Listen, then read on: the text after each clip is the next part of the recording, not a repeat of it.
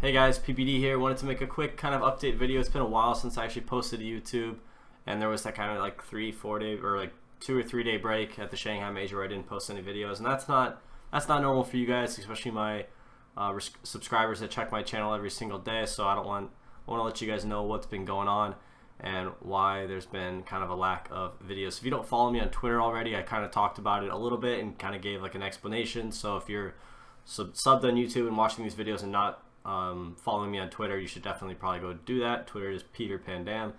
Okay, so anyways, let's talk about the lack of YouTube content, why I didn't really post every single day. First, probably one of the biggest reasons is that my VPN, which is your virtual private network that allows me to actually get on YouTube, Twitter, Gmail, Facebook, all those things while I'm in China, actually stopped working while I was there. So that was just kind of a major inconvenience that dissuaded me from posting content.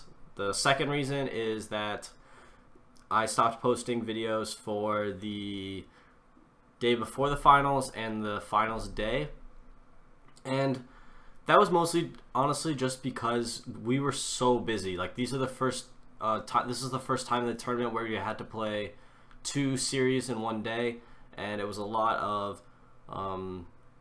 there was probably some vlog-worthy stuff, but we were so busy and I was so focused on our matches and moving from the venue to the hotel, and I honestly just didn't feel like picking up a camera, and it took almost all of my energy just to be able to compete to my best capability. And I didn't want some external like mini video kind of thing that I wanted to do to get in the way of that, because first and foremost, I'm a Dota player and I'm a competitor and I'm a teammate, and winning comes first.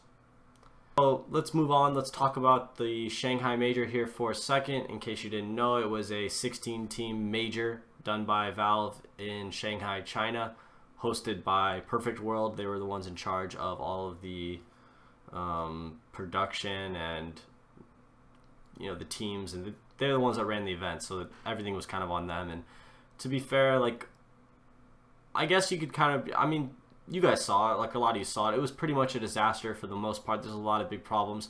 I would say on the player side, it really wasn't too bad. We had a couple issues with the monitors initially. We only had 60 Hz monitors. We had to wait a couple days or like a day and a half to get the 144 Hz monitors so we could practice and play. But for the most part, everything was really good. We had an awesome handler. His name was Eddie. He was really amazing. He really helped us out a ton. At the venue, there wasn't any practice PCs, but the hotel was only like 10-15 minutes away, so it was really easy to move back and forth and be able to play when we wanted to play. And we didn't really get to the venue too early, to the point where like we didn't really have time to warm up. They actually had warm-up PCs, but I don't really think too many people took advantage of them. The venue was really nice. There was tons of fans. There wasn't really any like kind of scheduled like fan time, which was unfortunate, because we tried like doing signing autographs like over the bleachers, but the cops were like, no, please don't do this, because it was like bringing a crowd, and China's got a thing against crowds ever since their what do they call it, the Stampede or something, where like some people died in like some giant crowds. So that was a no-no.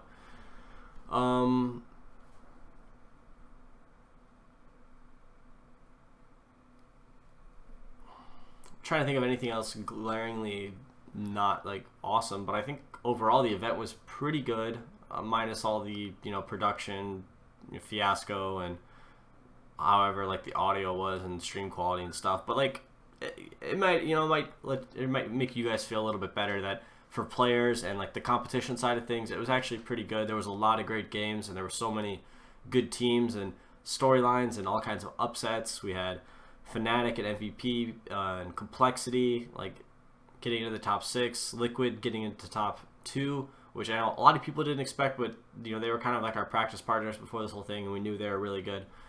And Secret winning after like a week before this tournament, everyone thought they should disband, which I know that's just kind of how Dota community is, but it's nice to see someone put up some results.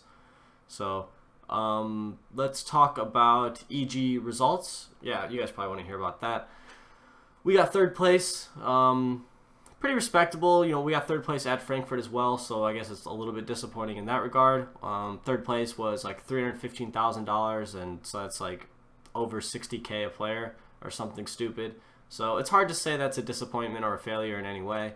You know, we have high aspirations for ourselves, and we want to get first, but it just doesn't always work out that way.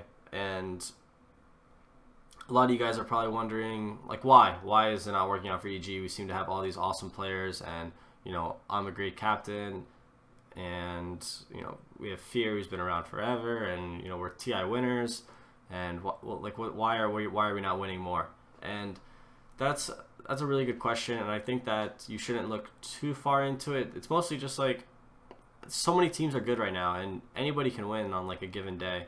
And that day at the finals really just wasn't our day. Like, we played incredibly well against Complexity, we played incredibly well against MVP, we played incredibly well against Fnatic, came up against Liquid, and we just really fell flat. We just didn't really have, you know, much left in the tank to go up against them. If you looked at our games a little more closely, I think we lost to Furion, like at least 3 of those games. Like the 2 games we lost to Secret and the 2 games we lost to Liquid. I think the other team had Furion in at least 3 of those, if not maybe 4. I think one of the Secret games didn't have Furion. And, you know, that sucks. Like, it really sucks to lose to one type of hero and kind of lose out an entire tournament. And maybe that's on us. Maybe we probably should have banned it in that Liquid series and not had to deal with it, because we knew they were going to pick it. We just thought that we could beat it, and you know, turns out we were wrong.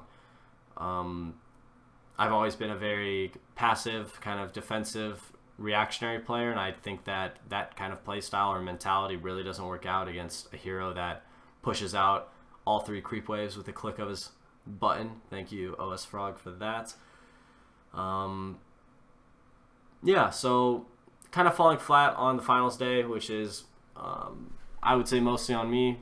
And I think that, you know, as my job as a captain, it is to inspire my teammates to do better of themselves, and also that kind of, you know, me kind of picking up my spirits promotes me to play better as well, and that's not something that I think I really did.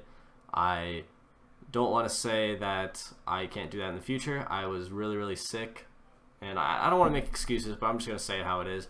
I was like incredibly sick the past 3-4 days of the tournament.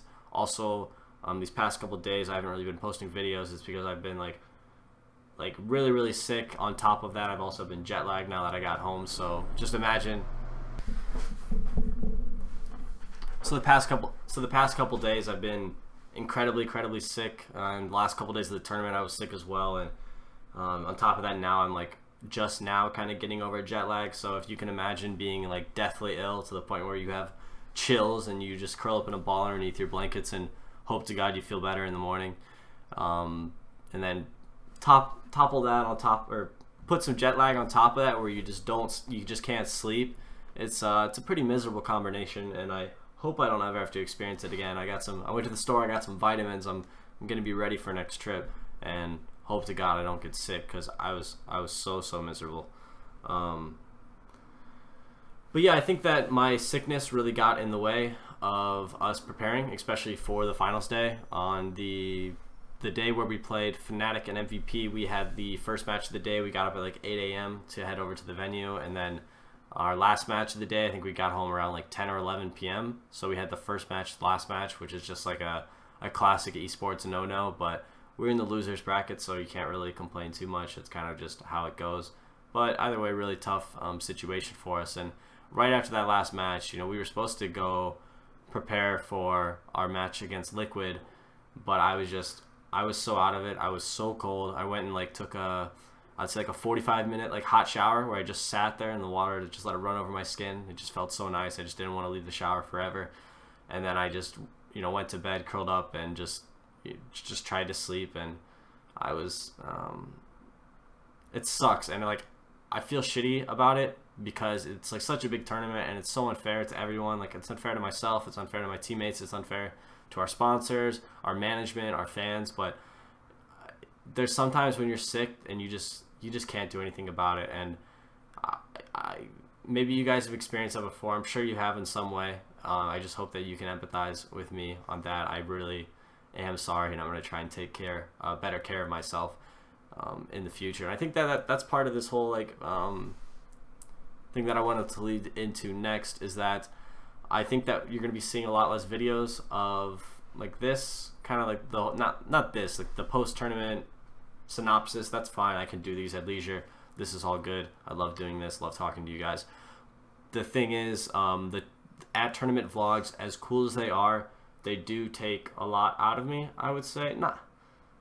It generally is not that bad, but it does take away some of my energy and focus during the day, and especially during at night when I edit the videos. So I would say that they are probably going to stop, at least for now, in some fashion. I think that we as a team, we have a lot of big changes coming, and I think that we as a team are going to be pumping out some more video content for you guys to watch, especially while we're at tournaments.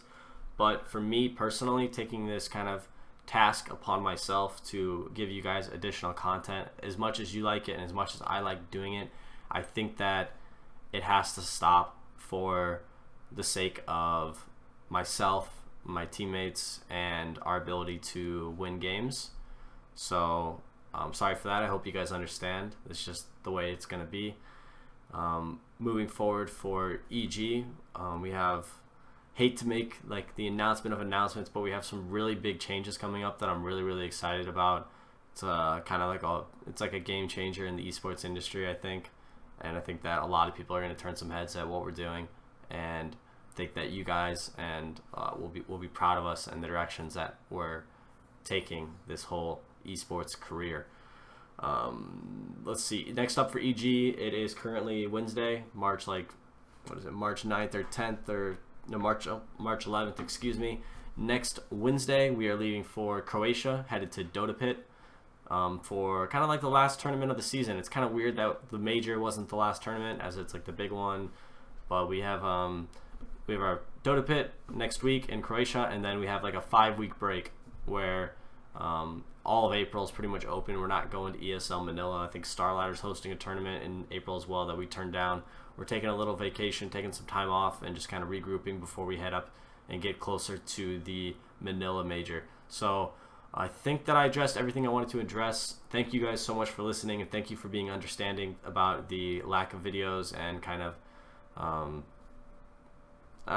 lull. A lot of people are giving me shit for, you know, not posting when I lose, but I posted videos at MDL and Starladder after I lost, and that's not really the reason, but I just don't want to me making videos have any kind of connotation about why we're losing. So I just can't do it, and